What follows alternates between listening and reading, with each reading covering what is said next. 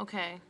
So I went to UConn. Matter of fact, I graduated in 2008.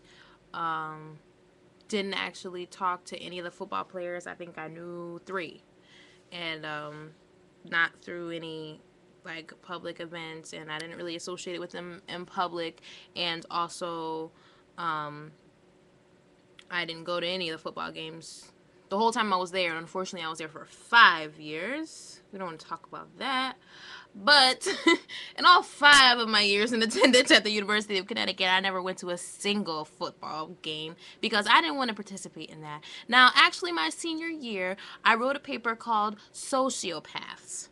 And it was basically a compilation of a bunch of research articles that I found that pointed to the fact that our athletic administration might encourage the actions and behaviors of the players there. Now, it's going to be hard for people to understand this because I'm definitely going to talk out of both sides of my mouth.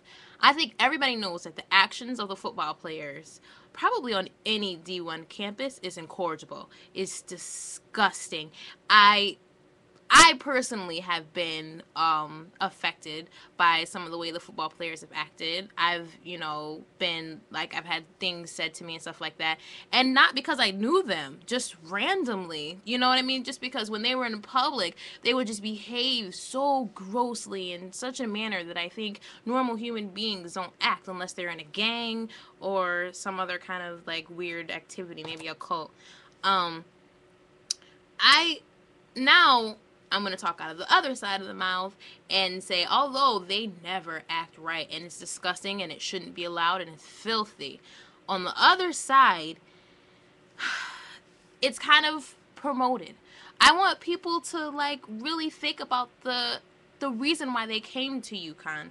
It's not that they're dumber than anybody there. I mean, your average engineer might not be able to function in sewing at UConn.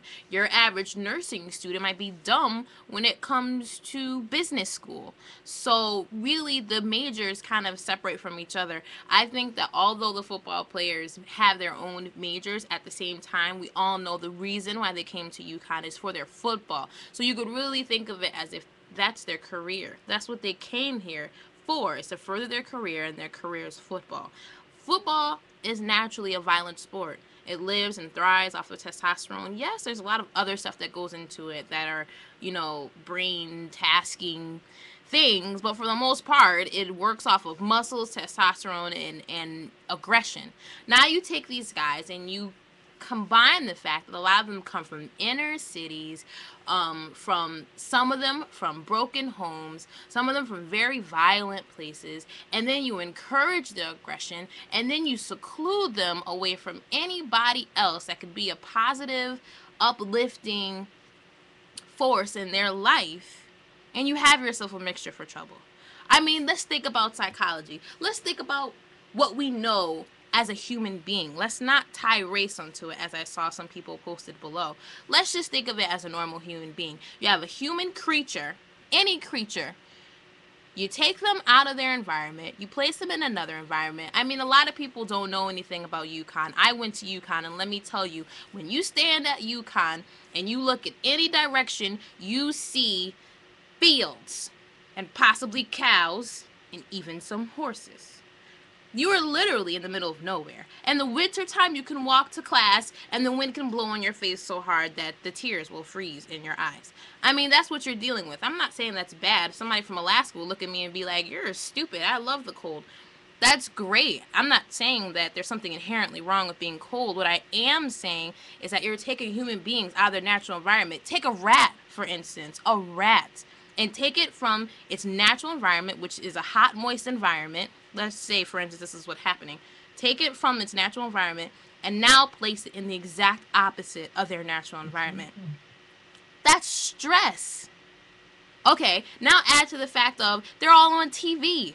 Stress. Now add to the fact that there's some people who don't like them specifically because they're there just for athletics and they think that's dumb. That's another stressor. Now add to the fact that they're far away from home and their mother, and now they're forced to eat college food all the time. Like, and people might not think it's a big deal, but when I was at UConn, I read the newspaper and I saw cartoon articles making fun of these guys, saying that they're stupid, talking about their physical abilities versus their mental capacities.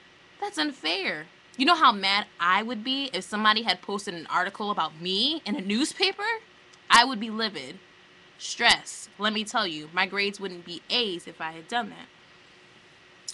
Now, on the other hand, you have to take into consideration that even though there is a place for diversity at UConn, there's like an African American Cultural Center and stuff like that, they don't really have time to go. I'm not going to say they're forced not to go, even though that might be what I'm implying. That is not what I'm saying. What I'm saying is that they don't have time to go. A lot of them never even knew the whole time that they were there they could print out articles for free and all the stuff that they could do for free. Now, a lot of people might say that that's racist to say that some black guys need to be around black people. But I don't think it's racist to say that some dogs need to be around other dogs, or some cats need to be around other cats, or children need to be around other children. I mean, you could argue that, but at the same time, I think to some extent you need to have some sort of support, a community of support.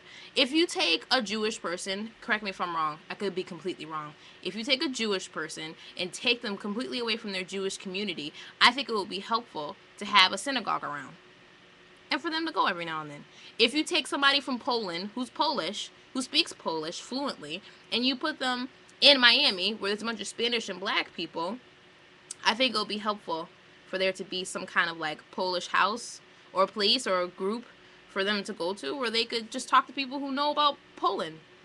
I mean, I think it sounds racist when I say that they need to have some kind of, psychological black liaison that needs to be co-advising the team, but at the same time, I think we can all see that now it's necessary. We have all at UConn, I hate to be speaking for UConn, but I know that I have been and at UConn at parties, I have been at events, and I know that almost every time a group of them come to a party, there's a fight. I know one guy that went to spring weekend last night and got arrested 2 times in one night.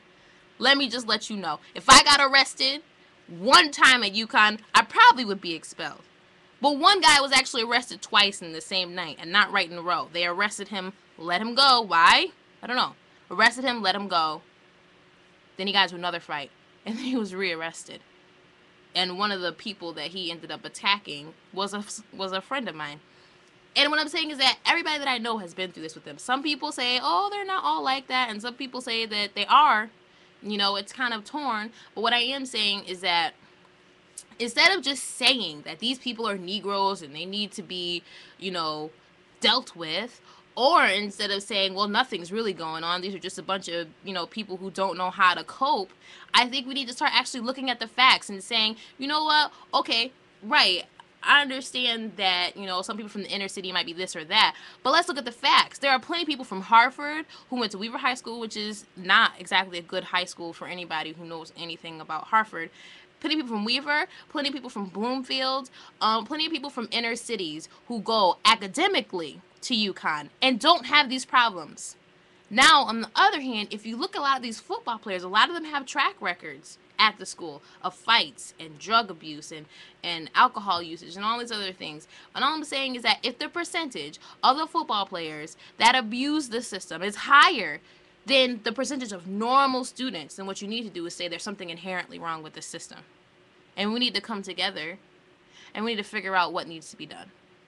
I have my ideas. I think they need a liaison, or I think they need somebody with a doctorate's degree that has a degree in psychology that knows about the psyche of a human being that can help and say they need to do this, they need to do that, they need to give back, they need time for themselves. Somebody who can say something positive to actually reconstruct this instead of shutting down. So I think we all know, we have to remember, these guys are not Negroes, they're actually children. A lot of them are under 21 and around 18, When you take a child, an older teenager, and you shut down and you place more rules on him, that's usually not the way to get what you want.